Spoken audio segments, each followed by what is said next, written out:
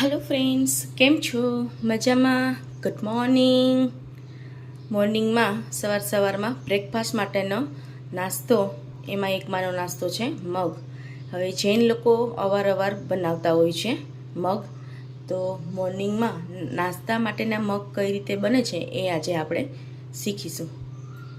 એના માટે શું કરવું પડશે, ચલો ઝડપથી બતાવી દઉં. મેં મગને રાતે એકદમ ડૂબાડૂબ પાણીમાં અંદાજિત 3 થી 4 મુઠ્ઠી લીધેલા છે, જે 3 જણ આરામથી ખાઈ શકશે.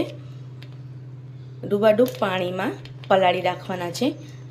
રાત આખી પલળી રહેશે એટલે મગનો દાણો આ રીતે પોચો થઈ જશે, ફૂલી જશે અને પોચો થઈ જશે. જો તમારે આને સ્પ્રાઉટ્સવાળા કરવા હોય તો અત્યારે આમાંથી પાણી કાઢીને એક પાણીથી ધોઈને એને સાદા સ્વચ્છ અને સાદા કપડામાં, ચોખ્ખા કપડામાં એને બાંધીને મૂકી રાખવાના છે.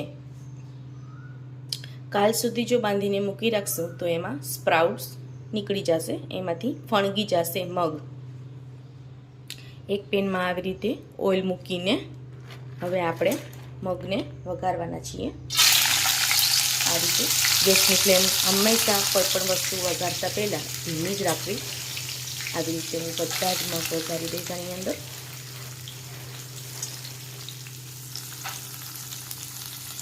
મગને રાતે પલાળ્યા પછી સવારે એક વખત આવી રીતે ડીશમાં કાઢ્યા પછી અંદર જો આનાથી એકદમ ઝીણા ઝીણા મગ રહી ગયા હોય, એને કણકી મગ કહેવાય. ઝીણા એવા મગ રહી ગયા હોય, કડું મગ, તો એ કાઢી નાખવા, કેમ કે એ વઘારમાં પણ ચડશે નહીં. હવે આવી રીતે હું બધા જ મગ એની અંદર એડ કરી દઈશ.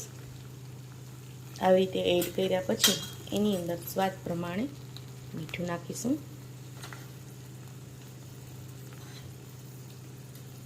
ચપટી હળદર નાખીશું.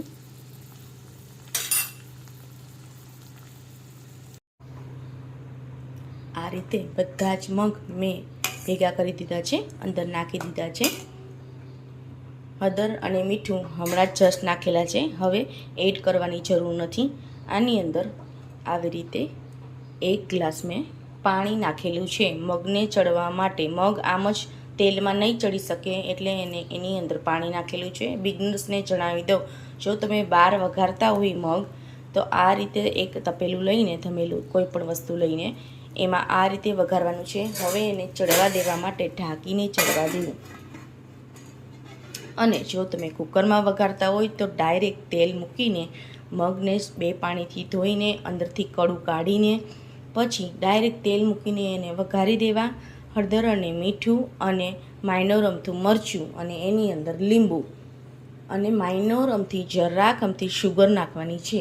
પછી કુકરને 1 ગ્લાસ પાણી વગાડવાની છે. 2 થી વધારે સીટી, ફાસ્ટ ગેસે 2 સીટી વગાડવાની છે.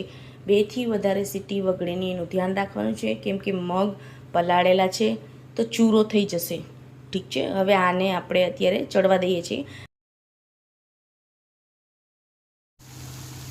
જો ફ્રેન્ડ્સ, આપ જોઈ શકો છો આપણું મગનું પાણી એકદમ બધું જ બળી ગયું છે. ગેસની ફ્લેમ હવે ધીમી કરી નાખવાની છે.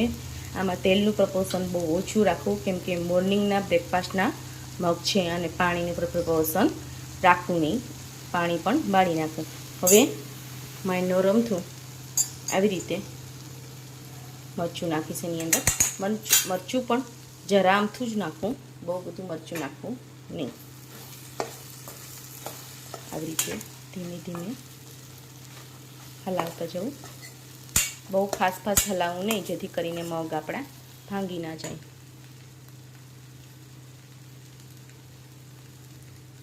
હાફ લીંબુ નાખું છું. કોઈને શુગર ભાવતી હોય અને કોઈને શુગર ભાવતી ના હોય તો આની અંદર શુગર તમે લેસ કરી શકો છો, અવોઇડ કરી શકો છો.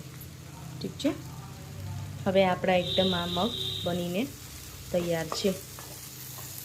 ગેસની ફ્લેમ બંધ કરી દેવી.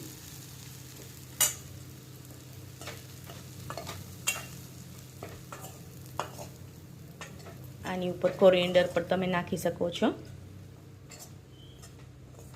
મોર્નિંગના મગ છે એટલે કોરિએન્ડર નાખવાની જરૂરત નથી. છતાં તમને જો લાગતું હોય કોરિએન્ડર નાખવું ગમતું હોય તો તમે જરૂરથી નાખી શકો છો. તો આ છે આજના આપણા આજની રેસીપી મોર્નિંગના બ્રેકફાસ્ટના મગ કઈ રીતે બનાવવા એ તમને ઇઝી અને સરળ રીતથી ક્વિક અને ફાસ્ટ મેં બિગનરને શીખવાડી દીધું છે. તો આઈ હોપ કે તમે તમારી જાતે નેક્સ્ટ ટાઈમ જરૂરથી બનાવશો અને મને કમેન્ટમાં જણાવશો કે તમારા ઘરે મગ કેવા બન્યા અને ટેસ્ટમાં પણ કેવા લાગે છે. Thank you for watching. Thank you friends. Bye. Have a nice day. I hope કે આપનો દિવસ ખૂબ જ સારો રહે. Bye friends.